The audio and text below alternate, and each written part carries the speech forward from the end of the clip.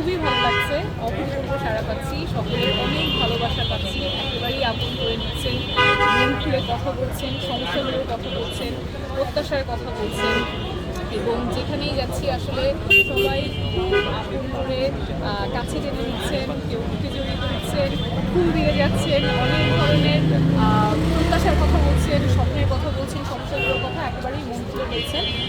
এই কথাগুলো শুনতে পারে এবং কাছে থেকে আসলে সবার সাথে এভাবে ইন্টারাকশনের সুযোগটা আমার জন্য অনেক বড় পাওয়া। তো ইশতেহারে আমরা খুব স্পেসিফিক 6টা বিষয় নিয়ে ফোকাস করছি। ওভারভিউটা হচ্ছে ঢাকা নয়, যদিও ঢাকার খুবই গুরুত্বপূর্ণ একটা অঞ্চল, এখানে সেবাগুলো সবসময় অবহেলিত থেকেছে। এখানে ট্যাক্সের টাকা 1 পয়সা কেউ কম দেয় না, কিন্তু আমাদের সেবাগুলো থার্ড ক্লাস দেখা গিয়েছে।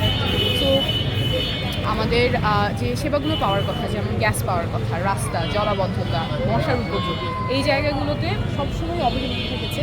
গ্যাস গতকালকে যখন আমরা মেরাদিয়াতে ছিলাম তখন ওনারা বলছিলেন যে রাত 2টার সময় গ্যাস আসে, ভোরবেলা আবার চলে যায়, সারাদিন ওনারা গ্যাস পান না। রান্নাটা করতে গেলে চুলা জ্বালালে গ্যাস নাই, তখন কারো লাকড়ি দিয়ে রান্না করতে হচ্ছে বা সিলিন্ডার ব্যবহার করছে, সিলিন্ডারের নাম আবার রাস্তাঘাটের অবস্থা খুব খারাপ, জলাবদ্ধতা আছে, মশার উপদ্রব আছে, নিউমোনিয়া সিজনে অনেকে আক্রান্ত হচ্ছে, কিন্তু আবার হাসপাতালে এই লাখ লাখ মানুষের জন্য, এত ঘনবসতিপূর্ণ এলাকার জন্য শুধুমাত্র একটা হাসপাতাল।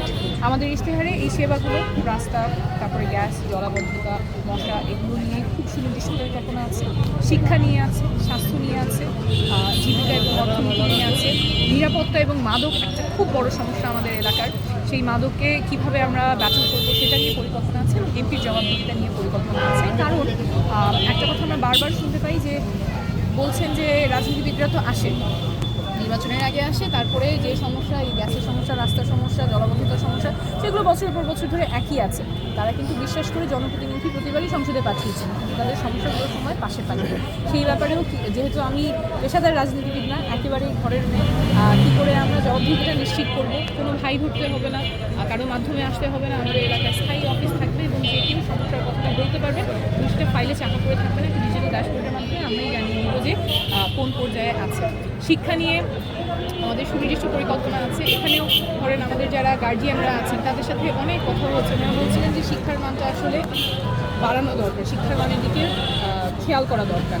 আগে যেমন অনেকেই বলছিলেন যে, একটা উদাহরণ দিয়েই বলছিলেন যে উপস্থিত বক্তৃতা আমাদের কিন্তু স্কুলে শেখাতো, এখন তো বাচ্চারা ওইভাবে চর্চাটা করতে পারছে না।